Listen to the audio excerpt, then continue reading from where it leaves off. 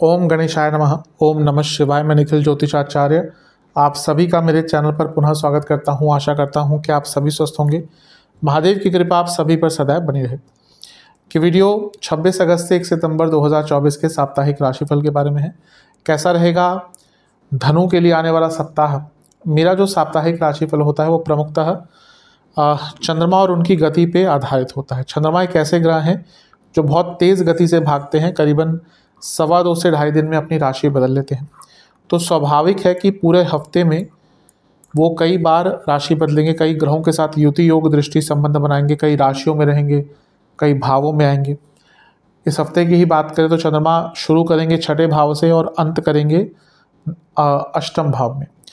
तो बहुत सारी चीज़ों पर प्रभाव डालेंगे। चंद्रमा मन के कारक हैं और उनकी विशेषता ये है कि जिस भाव में रहते हैं उसको एक्टिवेट कर देते हैं। इससे चंद्रमा की विशेषता या कहिए साप्ताहिक राशिफल की विशेषता बहुत बढ़ जाती है, क्योंकि कैसे आपको आने वाले सप्ताह को प्लान आउट करना है, किस प्रकार से चीज़ों का लाभ उठाना है, किस चीज़ से बचना है, इन सब की विवेचना करने का प्रयास मैं यहाँ पर करूँगा। यदि आपकी लग्न राशि या चंद्र राशि धनु है, दोनों ही गाइडेंस के लिए इस राशिफल को अवश्य देख सकते हैं।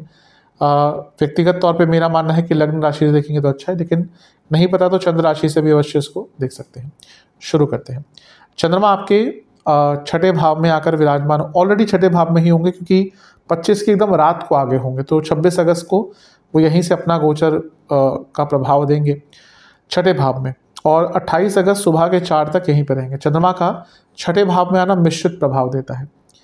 अच्छा ये होता है, मैं कई बार बता भी चुका हूँ कि लीगल कार्य पूर्ण होते हैं। कई बार अटके हुए कार्यों को एक पूर्णता प्राप्त हो जाती है। अब यहाँ पे अच्छा क्या है कि चंद्रमा उच्च के हैं और क्योंकि अष्टमेश हैं तो विपरीत राजयोग बना रहे हैं, और यहाँ पर बैठे हैं लग्नेश के साथ यानी कि गुरु के साथ, तो आपका कोई बहुत महत्वपूर्ण कार्य पूर्ण हो सकता है। करियर हो, बिजनेस हो, पैसा हो, और क्योंकि चौथे घर के स्वामी भी हैं गुरु, तो कोई प्रॉपर्टी का कार्य भी अटक रहा था वो भी पूर्ण हो सकता है। आपकी माता जी को कोई कार्य अटक रहा था वो भी पूर्ण हो सकता है। ये सब अच्छी चीज़ें हैं। लीगल कार्यों में सफलता मिलेगी और गजकेसरी योग बन रहा है, तो आप अपनी प्रॉब्लम्स को बहुत आराम से हैंडल भी कर पाएंगे, यानी कि मानसिक क्षमता और दक्षता दोनों ही आपके अंदर विद्यमान रहेंगी अपनी प्रॉब्लम से लड़ने के लिए। लेकिन बाहरी शत्रुओं से तो यहाँ पर लड़ लेंगे। जो चीज़ आपको तंग करेगी वो है आंतरिक शत्रु, यानी कि आपकी चिंताएं, आपकी व्यर्थ की चिंताएं, इनसिक्योरिटीज़, बहुत ज़्यादा सोचकर विचलित हो जाना, ये सारी चीज़ें आपको इस हफ्ते के शुरुआती भाग में तंग करेंगी। तो जिन चीज़ों का ध्यान देना है आपको वो है कि आपको अपनी मानसिक सेहत का ध्यान देना है। केतु का प्रभाव भी रहेगा क्योंकि दृष्टि है, तो अतीत में व्यक्ति जाता है और उन चीज़ों को लेकर व्यथित होता है, अपने मन को अशांत करता है जिनका कोई बहुत ज़्यादा लेना देना होता नहीं है। तो आपको अपनी मानसिक सेहत का बहुत ध्यान देना है। नवांश कुंडली कह रही है कि सब ठीक है, पैसों के लिए या फिर कोई नई अपॉर्चुनिटी आ सकती है, कॉम्पिटिटिवनेस बहुत रहेगी, कहीं पे भी कंपटीशन होता है आपके जीवन में इस टाइम पे, उसमें लाभ मिलेगा। दशमांश कुंडली कार्य क्षेत्र में प्रेशर रहेगा, लेकिन परिस्थितियां बहुत सरल नहीं रहेंगी, मतलब कि हॉस्टाइल एनवायरनमेंट रहेगा, बहुत कॉम्पिटिटिवनेस रहेगी कार्य क्षेत्र में। आपके जो कलीग्स हैं थोड़ा सा तंग करने का प्रयास भी करेंगे।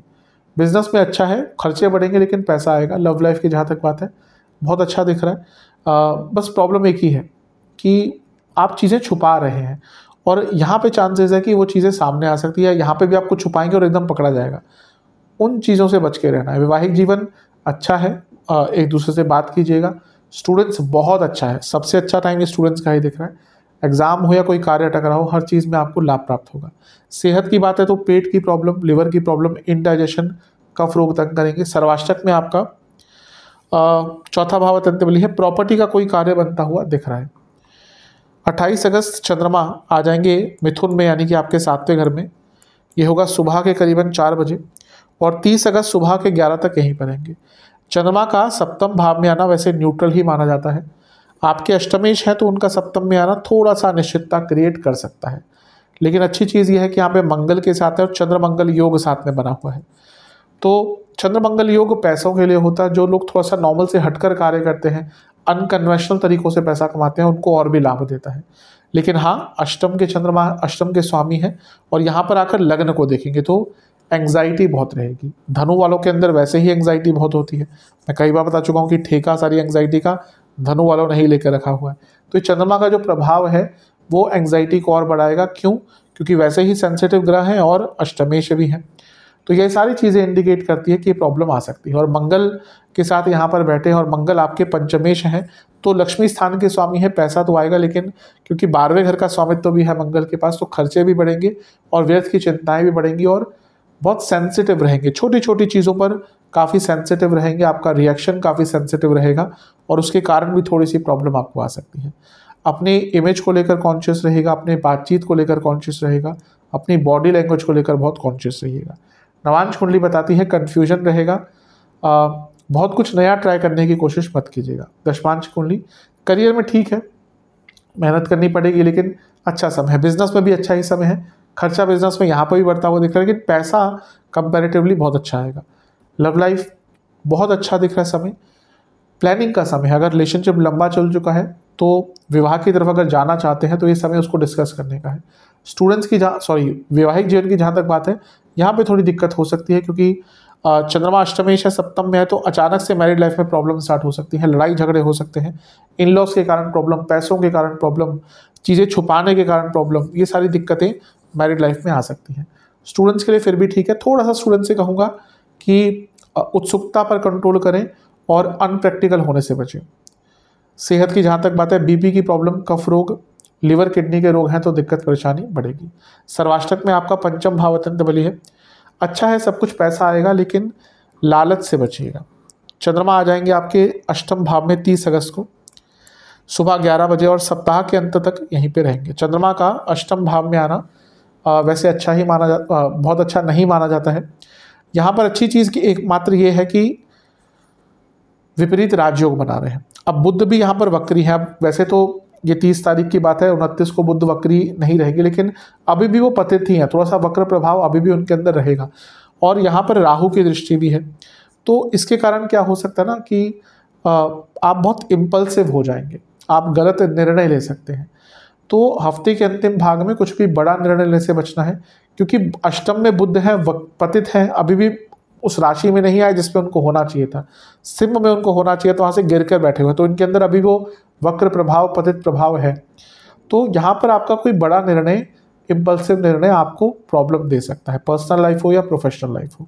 अच्छा क्या है कि अष्टम के चंद्रमा है और 10वें भाव के स्वामी के साथ बैठे हैं, तो जॉब चेंज करना चाह रहे थे तो उनके लिए अच्छा टाइम है। और बिजनेस में भी यहाँ पे अचानक से बड़ा पैसा आ सकता है, बस आपको इम्पल्सिव नहीं होना। मैरिड लाइफ पर ध्यान दीजिएगा, सप्तम में मंगल है और अष्टम में ये योग बन गया और राहु का प्रभाव मैरिड लाइफ पर भी इसका, क्योंकि वो एक ऐसा नहीं होता कि अब यहाँ पे थोड़ा सा बुरा प्रभाव दिख रहा था, उसके बाद जब आएंगे तो एकदम खत्म नहीं होगा, थोड़ा सा कभी कभी चीज़ें कैरी ऑफ हो जाती हैं, क्योंकि चंद्रमा अपनी ही राशि में है तो प्रभाव बहुत है।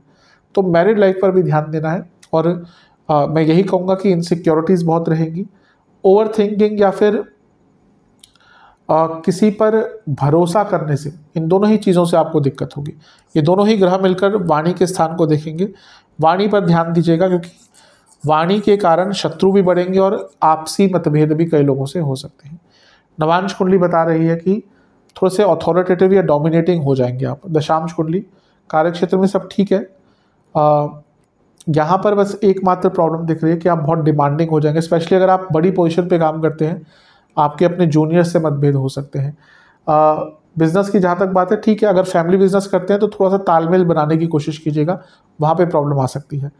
लव लाइफ अच्छी है, थोड़े क्रिएटिव रहेंगे तो और भी अच्छा रहेगा। वैवाहिक जीवन में बहुत प्रॉब्लम दिख रही है, हफ्ते के दोनों अंतिम भाग वैवाहिक जीवन में बहुत अच्छे नहीं दिख रहे। आप देखेंगे ड्रास्टिक चेंजेस आएंगे वैवाहिक जीवन में। स्टूडेंट्स की जहाँ तक बात है, बहुत मेहनत दिख रही है हफ्ते के अंतिम भाग में, लेकिन रिजल्ट उस हिसाब से नहीं रहेगा, यानी कि मेहनत ज़्यादा करेंगे, फल थोड़े से कम मिलेंगे। जहाँ तक सेहत की बात है, इन्फेक्शन, गले के रोग, आंखों के रोग और नसों के रोग तंग करेंगे। सर्वाष्टक में आपका पंचम भाव अत्यंत बली है, तो ये बता रहा है कि अचानक से पैसा आएगा और अचानक से कोई बड़ा आइडिया भी आ सकता है, लेकिन आइडिया को इम्प्लीमेंट नहीं करना। उपाय के स्वरूप में आपको शिव चालीसा का एक बार पाठ करना है, एक बार कपूर के साथ महादेव की आरती करनी है और उनको फलों का भोग लगाना है। आशा करता हूँ कि वीडियो आपके काम आएगा। चैनल पे नए हैं, सब्सक्राइब कीजिए, वीडियो को लाइक कीजिए। मिलता हूँ अगली वीडियो में, तब तक के लिए ओम नमः।